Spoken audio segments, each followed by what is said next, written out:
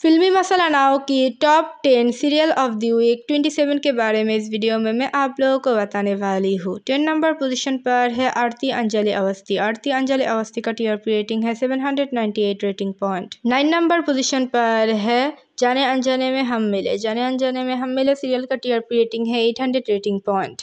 8 number position पर है बड़े अच्छे लगते हैं सीजन 4। बड़े अच्छे लगते हैं सीजन 4 का टीआरपी रेटिंग है 803 रेटिंग पॉइंट। 7 नंबर पोजीशन पर है मंगल लक्ष्मी। मंगल लक्ष्मी का टीआरपी रेटिंग है 806 रेटिंग पॉइंट। 6 नंबर पोजीशन पर है मन्नत। मन्नत का टीआरपी रेटिंग है 809 रेटिंग पॉइंट। 5 नंबर पोजीशन पर है कुमकुम भाग्य। कुमकुम भाग्य सीरियल का टीआरपी रेटिंग है 811 रेटिंग पॉइंट। 4 नंबर पोजीशन पर है अनुपमा।